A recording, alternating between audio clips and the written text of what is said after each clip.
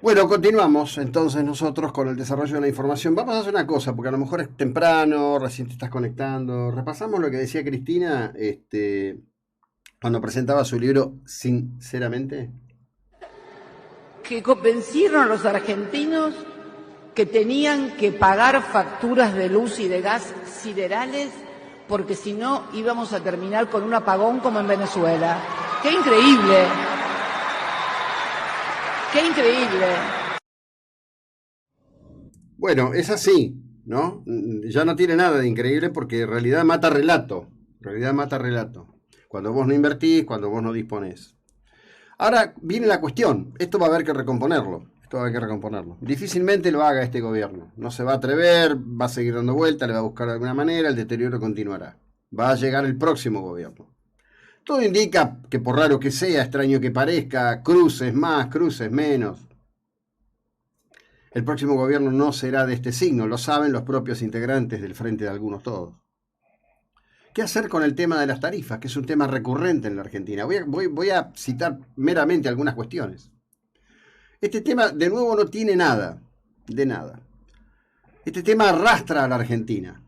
En su momento, década del 30, década del 40, década del 50, gobierno de Perón, las grandes prestadoras de energía estaban vinculadas a capital extranjero que había venido a nuestro país. Quizás la más famosa de todo fue la Ítalo-Argentina de Electricidad, que sobrevivió hasta el golpe de 1976. La Ítalo-Argentina de Electricidad fue estatizada, era una empresa privada estatizada, en el gobierno militar de Jorge Rafael Videla, siendo José Alfredo Martínez de Oz ministro de Economía de la Nación, lo cual demuestra que eso de discutir de si liberales o... La Argentina ha tenido una vocación estatista fenomenal, en donde la manipulación de las tarifas ha tendido a destruir capital, y la destrucción de capital ha llevado permanentemente a estos temas. Es decir, cuando aparecen estos genios que dicen, no, no, pero en realidad lo que habría que hacer ahora es devolverle al Estado porque se ha demostrado que los privados... No, no, no, no. Miren, esto ya se hizo, ya ocurrió. En el momento en que fue presidente Arturo Frondizi, cuando el país se había recibido en un estado desesperante después de los gobiernos de Perón, donde se había devastado literalmente toda la estructura de producción de energía del país en aquel momento. También lo mismo, ¿no? Retraso tarifario, hostigamiento a la ganancia de las empresas, etcétera. Se habla de hacer una masiva situación de privatizaciones que no se pudo hacer por el contexto político, mucha fuerza de los sindicatos que estaban dominados por el peronismo, Perón desde el exterior que pujaba por su vuelta y su reivindicación, y entonces se utilizaban los sindicatos como ariete. Y en aquel momento en la provincia de Buenos Aires los cortes eran absolutamente habituales, los cortes eran absolutamente habituales. Fue en ese momento en que un gobernador que venía desprendido de uno de los brazos del radicalismo, que fue Oscar Allende, que había constituido la Unión Cívica Radical Intransigente, una de las tres fracciones en las que se divide la Unión Cívica Radical en aquellos años, lanza la compañía de energía de la provincia de Buenos Aires. Allí nace lo que después fue SEBA, etcétera, etcétera, hasta llegar a ser hoy IDEA. Este ha sido un tema recurrente en la Argentina.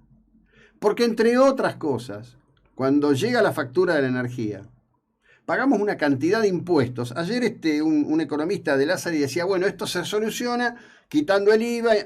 Sí, sí, tenés el IVA, ingresos brutos, eso lo tenés. Pero después tenés una cantidad de cargos enormes que son para inversiones en infraestructura. De una vez por todas hay que dejar de hacer ese tipo de cuestiones que en verdad en algún momento pueden no ser impactantes en el bolsillo, pero más tarde o más temprano va a terminar provocando un impacto fenomenal, distorsivo. ¿Cuál es el camino de lo que viene? Bueno, seguramente el camino de lo que viene, entre otras cosas, es explicarle mucho a los argentinos, muchísimo a los argentinos, de cómo será este tema. Desde la hora cero hay que decir, miren, acá hubo destrucción de patrimonio, acá hay que ordenar este tema. Y en verdad, ahí sí tengo una coincidencia con De Lázari. Yo creo que habrá que decir, bueno, establezcamos una tasa general de algún tipo de denominación de impuesto, pero quitemos el IVA, quitemos ingresos brutos, digamos, y el Estado tendrá que ordenarse, la legislatura de provincia tendrá que ordenarse, el Estado provincial tendrá que ordenarse, tiene que haber razonablemente menos ministerio, menos gasto ocioso improductivo, etcétera, etcétera, etcétera, etcétera. Pero esto va a tener que requerir de un ordenamiento. Y quizás hoy estemos como más conscientes que nunca al respecto de esa necesidad. En relación a las cosas que están ocurriendo, debemos decir que en la mañana de hoy, finalmente Australia decidió revocarle a Novak Djokovic la visa, no va a poder participar del torneo, aunque sus abogados dicen que van a apelar la decisión. Recordamos y citamos que Australia es uno de los países más rígidos en cuanto a migración e inmigración, y que además ha tenido una de las conductas más rígidas en cuanto a encierro de la población, limitaciones para el ingreso y para el egreso. El tema de Djokovic excede a la persona de Djokovic, ¿sí? Y la posición del gobierno, que ha cabildeado bastante con este tema por la cuestión de su imagen internacional, ya ahora se conoció en la mañana del día de hoy. Habrá que ver si esto se cumple de manera perentoria, o si efectivamente dejan hacer y entonces los abogados se presentan y se apela y se espera, etcétera, etcétera, etcétera. Bien, Djokovic lleva per se adelante una posición que a nosotros nos resulta muy fuerte, pero que es bastante habitual en los países que han estado bajo la égida soviética, donde nunca hubo ordenadamente y masivamente y culturalmente políticas de vacunación extendidas como tenemos nosotros y como las conocemos, por razones que la verdad en este momento no están precisamente en mi tintero para dilucidarlas. Este es el tema de Djokovic, que es un tema que llama mucho la atención. Les quiero contar que sigue en progreso el deterioro de la situación del premier Boris Johnson, el hombre que impulsó el Brexit, el hombre que hizo política con el Brexit. No deja de hacer papelones. Ahora surgió un video donde se lo ve a él en una fiesta, intentando presentarse como un bailarín atrevido. Bailar con gracia no es para cualquiera, ¿no? Bueno, el tipo estaba divirtiéndose, qué sé yo.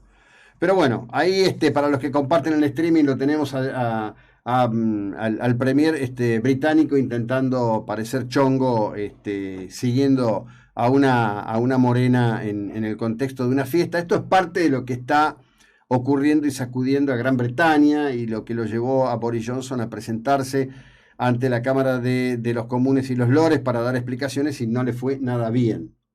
Se está hablando con mucha fuerza ya desde su propio partido de impulsar una situación que lleve a una nueva elección. Y hablando de Inglaterra, el príncipe Andrés, integrante de la familia real, ha sido despojado de todos sus títulos reales, va a juicio por un tema que tiene que ver con abusos sexuales y con situaciones que están vinculadas a lo que se habla globalmente de una cadena de corrupción de menores, ¿sí?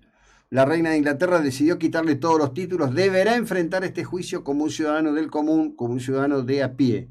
Una medida ejemplar que ha tomado la corona británica, seguramente después de mucho cabildeo y con mucho, mucho pesar. Inflación de Argentina, muy curioso, arriba del 50%, y un presidente que dice, no, pero vamos bien, estamos en camino descendente. Es bastante curioso. Ese estado de ausencia que tiene el presidente a mí me lleva a otras épocas, ¿no? Como el último tramo de Isabel. Isabel estaba profundamente ausente de la realidad. Fernando de la Rúa estuvo profundamente ausente de la realidad en el último tramo. A Alberto Fernández se lo ve como de igual modo. Les quiero señalar algo. Hay una fecha para seguir con mucha atención. Es la del 30 de octubre de este año. ¿Qué va a pasar el 30 de octubre de este año? El 30 de octubre de este año va a haber elección en Brasil. Y uno de los candidatos es Lula da Silva. La elección es en blanco y negro. Es Bolsonaro o Lula da Silva. Lula da Silva o Bolsonaro. Hace unos días, Cristina Elizabeth Fernández, en una reunión en el Instituto Patria, dijo claramente, y esto es de una fuente impecable, anótenlo, que si Lula gana en Brasil, ella va a ser candidata a presidente en la República Argentina. Llamativo, ¿no? Vamos a ver, porque en marzo empieza un calendario de juicio que la lleva directamente a Cristina al banquillo junto con sus hijos, así que vamos a ver. Pero por ahora, a lo mejor es para estimular a la tropa, pueden pasar muchas cosas. En este momento, en la tapa de Mendoza Online está la columna que lleva mi firma respecto de mi lectura en el caso que tiene que ver con la presencia de Javier Milei en la ciudad de Mar del Plata, en ese vergonzoso y bochornoso episodio del sorteo de su dieta. Después les voy a comentar algunas de las cosas que digo allí, bajo el título Javier Milei de Mar del Plata, un espectáculo denigrante. Bien, vamos para el corte.